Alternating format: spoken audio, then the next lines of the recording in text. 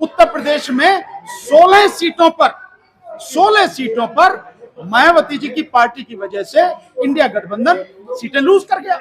इसका मतलब क्या? इसका मतलब यह है कि आप बीजेपी को फायदा उठाओ, फिर फायदा पहुंचाओ।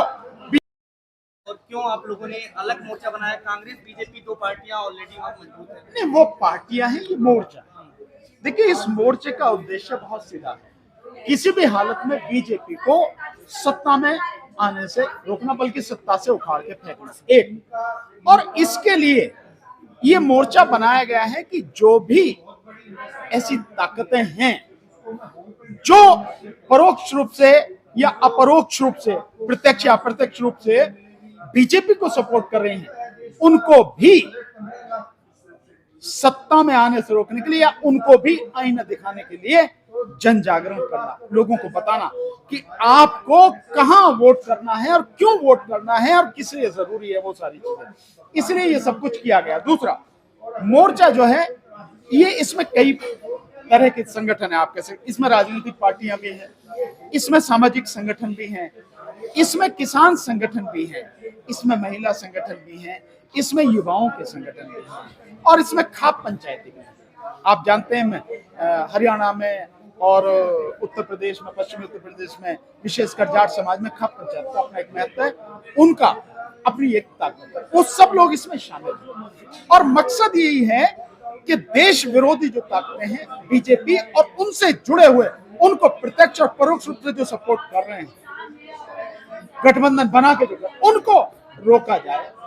और ऐसे लोग जिन्हें पार्टियां वाकई में जो देश का भला चाहती है, ऐसी कोई पार्टी अगर हैं, वो पार्टियां अगर अच्छे लोगों को मौका नहीं देती हैं, तो ये मोर्चा उन लोगों को सपोर्ट करे कि आप चुनाव लड़ो, हम लोग हर तरह से सपोर्ट करेंगे, इसलिए ये मोर्चा बना है।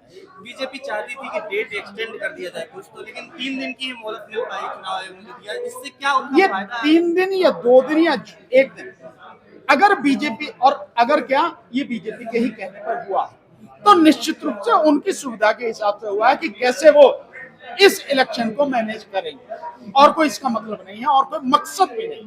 मकसद यही है कि किसी भी तरह से इस चुनाव को मैनेज किया जाए, क्योंकि रिपोर्ट इंटेलिजेंस के माध्यम से उनके पास है कि 90 में से अगर ईवीएम के माध्यम से भी चुनाव ईमानदारी से होगा तो 80 से ज्यादा सीटें बीजेपी हारने जा रहे हैं, ये सब उनके पास में है।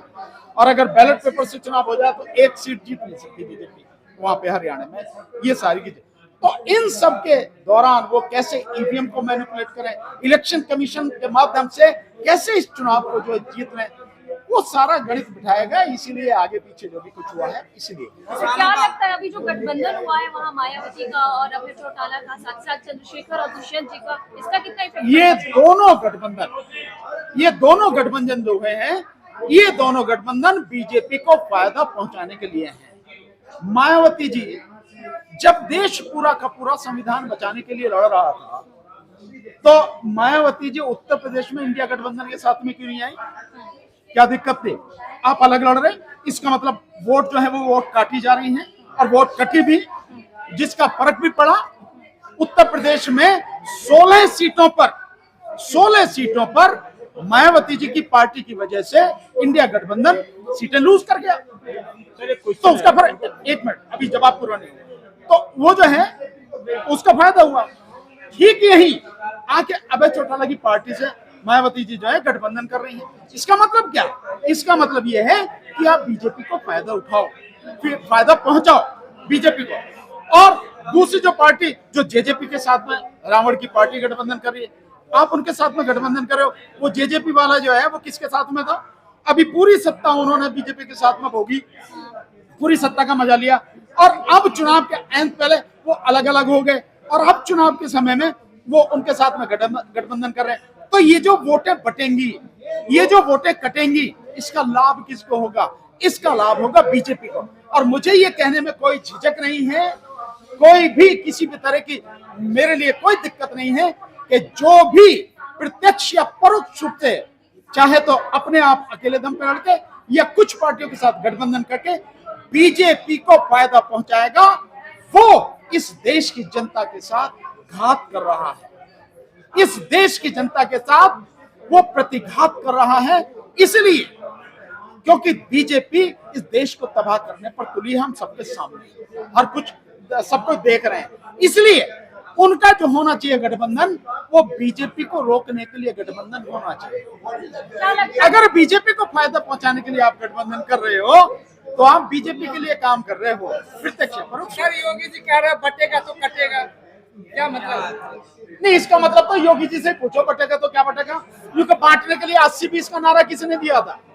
भाई योगी ने तो नारा दिया था 80-20 का।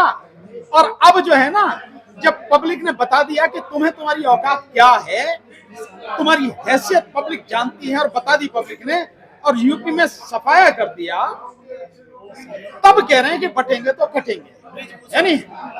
इसलिए वो साहब बीजेपी कह रही है ना, योगी कह रहा, बीजेपी का योगी कह रहा। 240 पर हम आए हैं, अगर ईवीएम में धांधली होती तो हम 400 पार कर जाते। अरे अगर ईवीएम में धांधली नहीं होती तो तुम 100 सीट भी नहीं ला पाते। और ये तुम कह रहे हो, इस देश में 3 बड़ी एजेंसियों ने सबूतों के साथ में, पूरे तथ्यों के साथ में इसे सिद्ध कर दिया कि 2024 के चुनाव में ईवीएम में जबरदस्त तरीके से धांधली हुई है। इलेक्शन कमीशन ने खुल के मोदी के पक्ष में बेईमानी की है। 5 करोड़ वोटों को बढ़ाया गया और उसके बाद 79 सीटें जीती गई। ये सब कुछ सिद्ध हो चुका। और अगर ये सीटें कम कर दी जाती तो 160 पे बीजेपी सिमट जाती। और मैं तो कह रहा हूं, अगर बैलेट पेपर से चुनाव हो गया तो 40 सीटें बीजेपी जीत नहीं सकता। मोदी अपनी सीट नहीं बचा सकता था।